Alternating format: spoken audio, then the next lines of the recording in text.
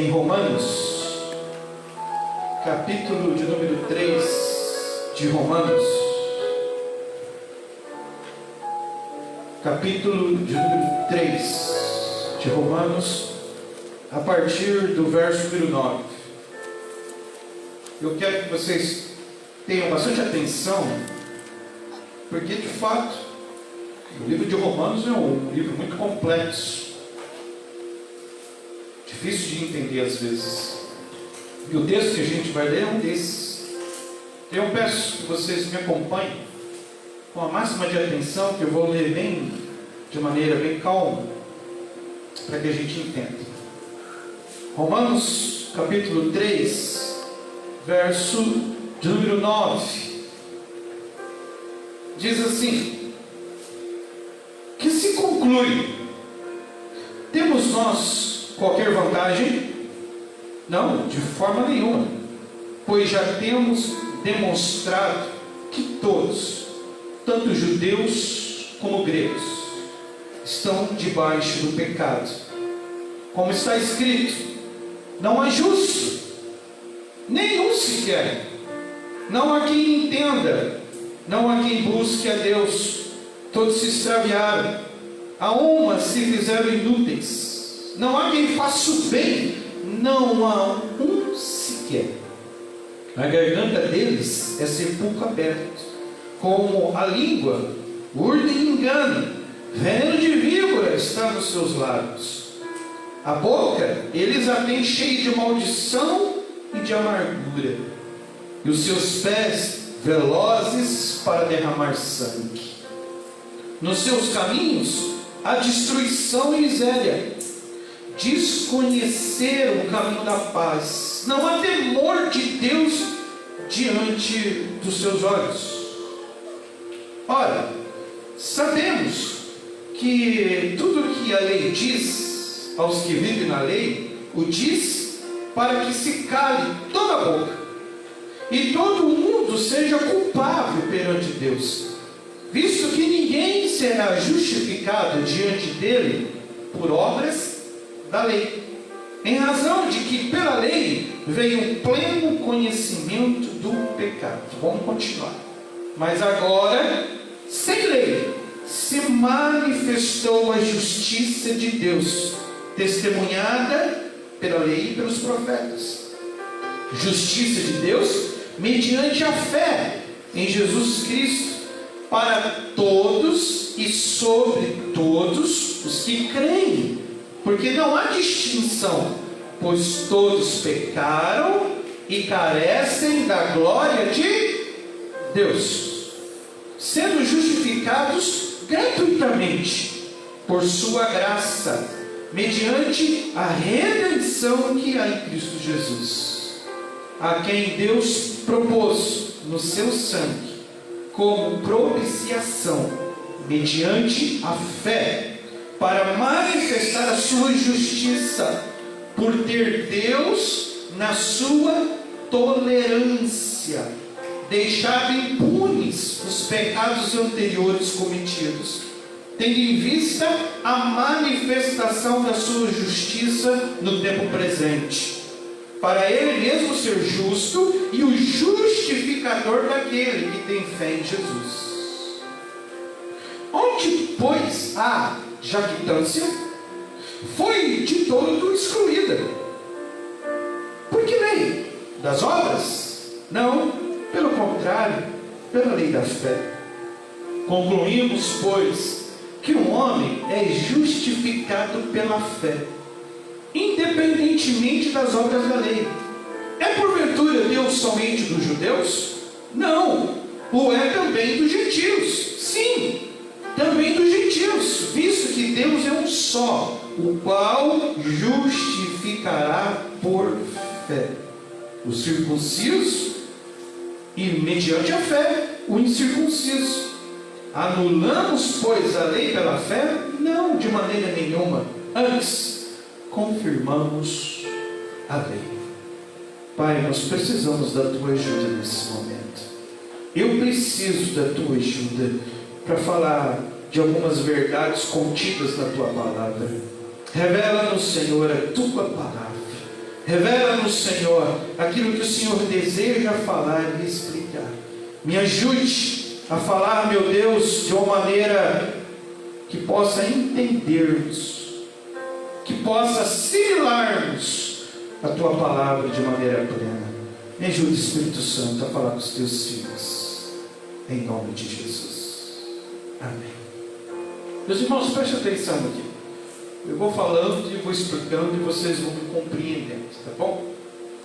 Esse relato aqui, a partir do verso de número 10 em diante, do capítulo 3, é um relato bastante triste, bastante deprimente.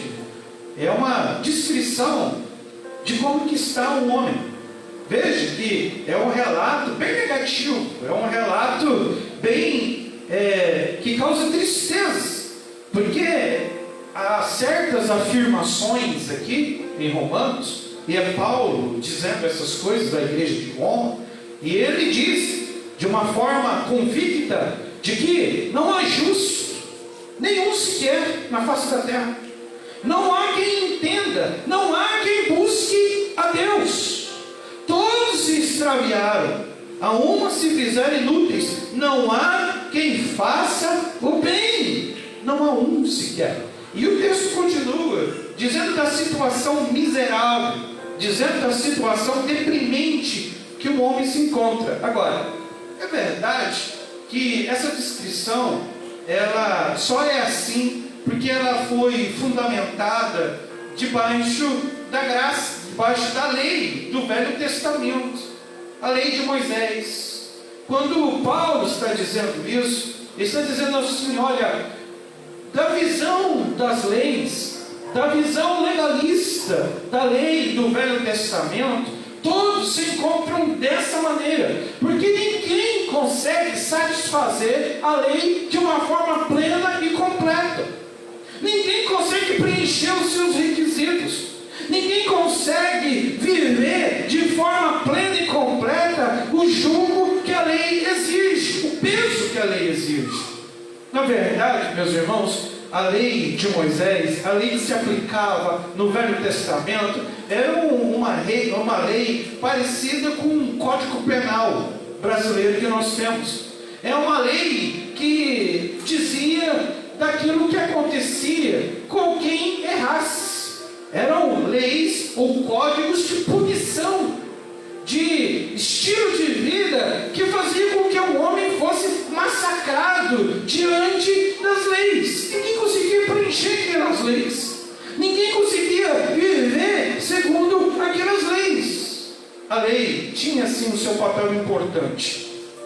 A lei tinha o seu papel importante. E qual era esse papel? Revelar qual era o teu pecado.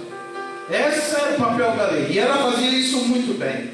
A lei revela quais são ou quais eram os nossos delitos, quais eram os seus delitos. E aí, a lista, o relato, a descrição de como o homem é visto diante da lei é justamente essa, a qual nós lemos: não há um justo, não há um justo sequer diante da terra, segundo a visão da lei.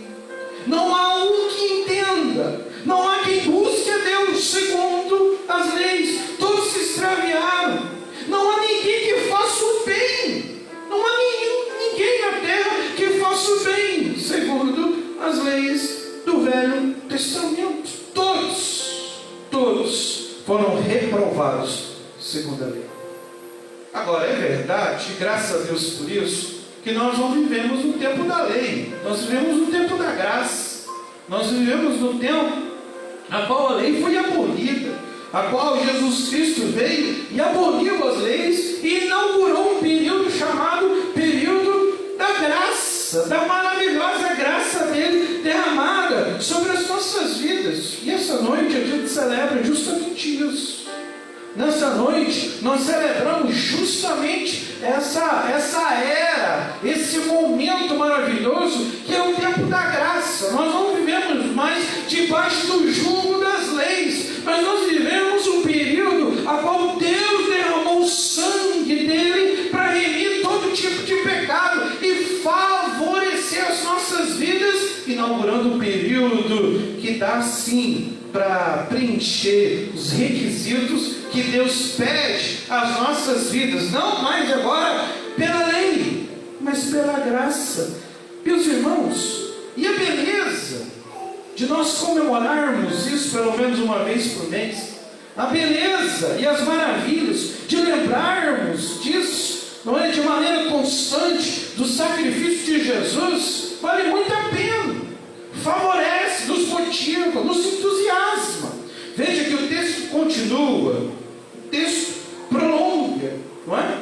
E no verso 21, diz assim, verso 21, mas agora, nesse tempo, agora que nós estamos sem lei, não existe mais lei, se manifestou a justiça de Deus, testemunhada pela lei e pelos profetas, justiça de Deus mediante a fé em quem? Em Jesus Cristo, para que sobre todos os que creem, para que todos os que creem sejam justificados. A beleza de nós celebrarmos a Santa Ceia é lembrarmos que o nosso Salvador nos remiu, nos libertou, abriu uma oportunidade para o mundo inteiro fazer parte dessa família qual nós estamos aqui. Agora eu quero chamar a atenção de vocês para algumas lembranças nossas, que a gente deve sim fazer referência a ela quando nós ceiamos. Veja, no verso 24, existe algo interessante ali, verso 24. Verso 24 diz: sendo justificados de maneira gratuita.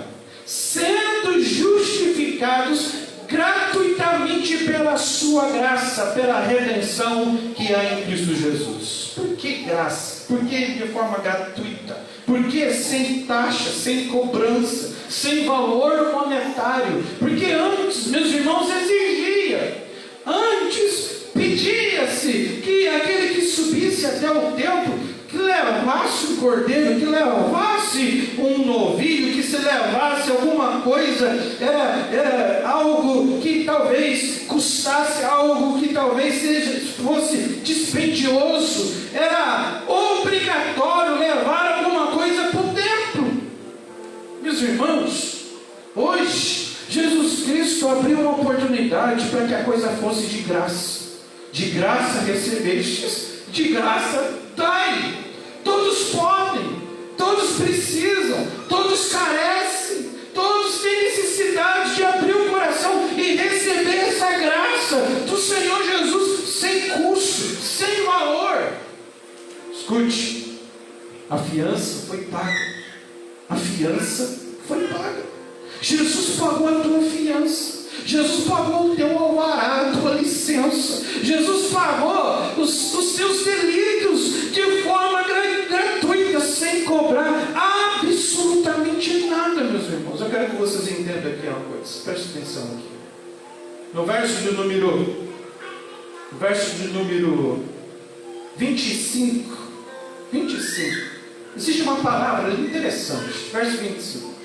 A qual Deus propôs para propiciação.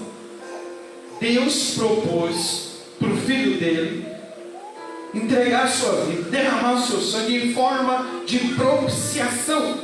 O sangue de Cristo foi feito propiciação ao nosso favor. E aí, para quem não sabe o significado de propiciar, propiciar é obter boa vontade de alguém. Eu obtenho boa vontade de alguém, ou seja, eu propicio. Mas eu vou lá e agrado alguém. Eu vou lá e tento obter uma boa vontade de alguém. Nesse caso, uma boa vontade do próprio Deus. Porque, meus irmãos, Deus é justiça. Deus é justiça. Deus, Ele zela pela santidade dEle. E eu sei de uma coisa, e vocês também sabem, de que onde existe o pecado, existe cobrança. Onde existe o pecado, existe morte. Porque o salário do pecado é o quê? A morte. Então, se existe o pecado, tem que existir a morte. Agora, como que resolve essa situação? Como que a gente obtém uma boa vontade da parte parte de Deus, porque quando ele olha para a terra, ele vê o pecado da humanidade, ele vê o pecado do mundo, ele vê a corrupção que se encontra a nação brasileira, o mundo todo. E aí, como é que a gente obtém boa vontade dele? Só tem um caminho, só tem uma solução: é Jesus Cristo, fazendo do sangue dele uma boa vontade ao Pai, dizendo: olha, Pai, eu pago o preço, eu pago a fiança, eu pago o que precisa ser pago para que nós alcancemos boa vontade no Senhor. Por isso que todo aquele que está em Cristo, nova criatura é. Nova criatura é. O preço foi pago, o teu passado foi anulado, a gente foi favorecido, a justificação, você foi justificado de forma gratuita. Só precisou abrir o teu coração um dia. Só precisou entender quem era Jesus na sua vida. Só precisou entender quem é Ele na tua vida. O preço foi pago, meu irmão.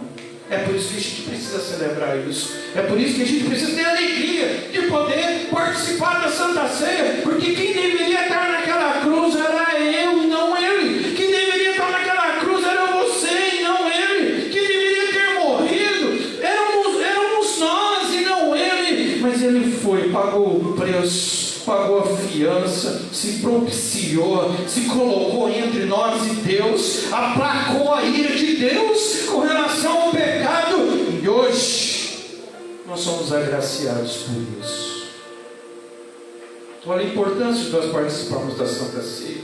Olha a importância de nós congregarmos juntos, estarmos em comunhão, justificação de forma gratuita. Agora presta atenção no que eu vou falar aqui. Presta atenção no que eu vou falar aqui. No verso de número 25, continuando o mesmo verso, eu encontro outra palavra interessante. Preste atenção aqui, escute. A qual Deus propôs para a propiciação pela fé no seu sangue, para demonstrar a sua justiça pela remissão dos pecados dantes cometidos. Agora preste atenção. Sob a paciência de Deus. Na minha versão, em vez de paciência, diz assim: tolerância. Sob a tolerância de Deus. Tolerância de Deus. Meus irmãos, antes, como eu já disse, antes era-se feito a remissão de pecado através do sacrifício de um animal. A remissão de pecado era feita através do derramamento do sangue de um animal puro, inocente. Nós, ou a humanidade naquele tempo, conseguia remissão através de um ser inocente. Senão, Deus ia cobrar geral. Hoje, também nós conseguimos, através dessa representação, através do sacrifício do Senhor, uma tolerância, uma paciência de Deus. Sabe por quê, meu irmão? Se não existisse Jesus no meio da história, se não existisse o sacrifício no meio da história, se não existisse a cruz no meio da história, tadinho de você, tadinho de nós, Deus ia fulminar todo mundo, porque Ele é fogo consumidor e Ele zela pela santidade dEle, e nós somos pecadores. Todos pecaram, todos estão destituídos da glória do Senhor, e nós precisamos desse elo, desse pacto, nós precisamos desse elo de Jesus nas nossas vidas. A tolerância de Deus, a paciência de Deus com relação às nossas vidas, é todo dia Ele te dando uma chance, é todo dia Ele te dando uma oportunidade, é todo dia, é a porta da igreja sendo aberta para você entrar, para você orar, para você buscar Ele, para você ter uma chance na sua vida. É a paciência e a tolerância do Senhor através do Filho dele, do sangue dele derramado na cruz do Calvário. Existe uma parábola, e essa eu queria ler com vocês, porque ela representa muito bem o que eu quero falar aqui. Lucas capítulo 3, abre para mim aqui, Lucas 13, o verso número 6, presta atenção, que representa muito bem essa questão da tolerância, da paciência. Lucas 13, verso número 6. E dizia essa parábola: um certo homem tinha uma figueira plantada na sua vinha, Vamos lá. Plantação de vinha é o quê? De quê? E no meio da plantação de vinha tinha o quê? Uma figueira. Olha lá, e dizia essa parábola: um certo homem tinha uma figueira plantada na sua vinha, e foi procurar dar frutos, não achando. Foi lá na figueira, não achando.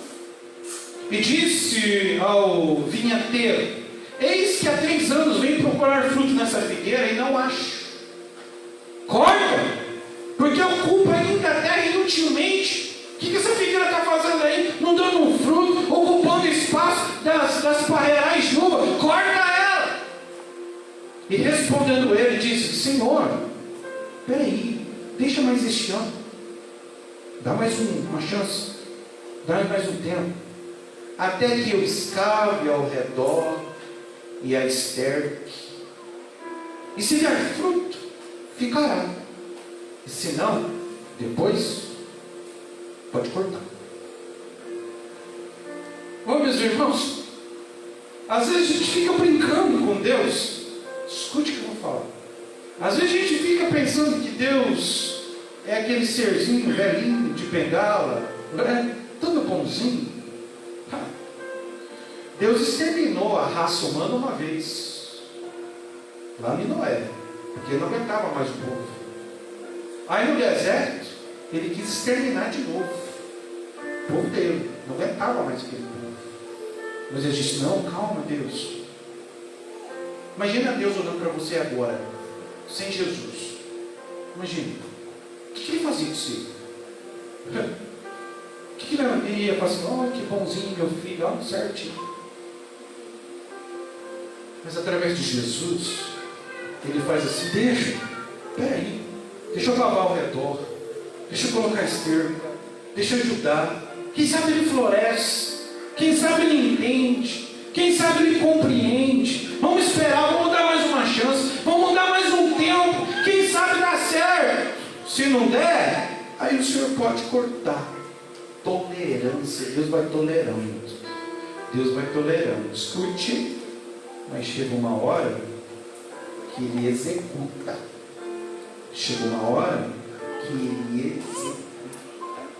Por isso, meus irmãos, a gente precisa olhar para a igreja, olhar para a Santa Ceia, olhar para um culto desse com um olhar de atenção. É verdade que nós não vivemos mais no período tão difícil como o período da lei, onde quem olhasse para o ser humano dissesse: olha, não tem um justo sequer, não tem ninguém que faça o bem. Nós temos o período da graça, muito bem. A graça, nós somos justificados de modo gratuito. Nós encontramos a paciência e a tolerância de Deus para as nossas vidas, mas tudo chega um momento que não dá mais. Tudo chega um instante que não tem condições mais. Aí vai e Deus executa. Então, meus irmãos, preste atenção naquilo que o Espírito Santo diz às igrejas, ao teu coração nessa noite. Você precisa mais responsabilidade? Faça por onde? Você precisa ter mais compromisso? Faça por onde? Agora não brinca, porque o tempo pode estar se esgotando. Agora terminando aqui, preste atenção. Eu estou falando aqui tempo da graça, eu estou falando aqui de Jesus Cristo, eu estou falando de justificação gratuita, eu estou falando aqui de tolerância da parte de Deus por Jesus, mas eu estou dizendo tudo isso para um grupo restrito. Eu estou dizendo tudo isso para um grupo restrito. Quem é esse grupo? Por favor, veja como se repete uma palavra aqui no texto a qual nós lemos. Tudo começa no verso 22. Preste atenção, verso 22 do capítulo 3 de Romanos. Olha, acompanhe comigo. Verso de número 22 do capítulo 3. Vamos lá. Isto é, a justiça de Deus pela o quê? Justiça de Deus, a minha tradução diz assim: mediante a fé. Ali diz assim: justiça de Deus pela fé. Em quem? Em Cristo Jesus. No próprio 22, olha lá. A fé diz para todos e sobre todos os que faz o quê? Creem. Tem fé eu creio. Olha lá, o verso 25. Olha o verso 25. A qual Deus propôs para a propiciação pela fé no seu sangue, para demonstrar a sua justiça. De novo, falando de fé. E no 27, a gente encontra de novo, pela fé. Meus irmãos, tudo isso que eu citei aqui, só é, ou só tem efeito, ou só vale para aqueles que creem, para aqueles que têm fé, para aqueles que levantam a mão e dizem assim: é verdade, eu creio no Salvador de minha alma, eu creio nesse homem que morreu por mim, eu tenho ele como Salvador de minha vida. Quem é esse, ou quem é essa, alcança a justiça, alcança a justificação gratuita, alcança a chance e a tolerância de Deus, mas precisa crer. Tem um verso na Bíblia que diz assim: quem crer e for batizado será o quê? Salvo. A ordem aqui deve ser obedecida. Não tem como batizar para depois crer. Tudo começa crendo, tudo começa acreditando, tudo começa exercitando a sua fé. Exercite a sua fé em nome de Jesus nessa noite. Quero chamar o grupo de louvor aqui à frente em nome de Jesus. Exercite a sua fé nessa noite, em nome de Jesus. Creia que Jesus te ama. Creia que Ele morreu por você. Creia que Ele pagou as suas dívidas. Ele pagou as suas dívidas. Em nome de Jesus, pertença a esse grupo seleto que encontrou chance, paciência, tolerância de Deus, que foi justificado de maneira gratuita, sem esforço. Mas você precisa crer. Eu quero que você fique de pé, em nome de Jesus.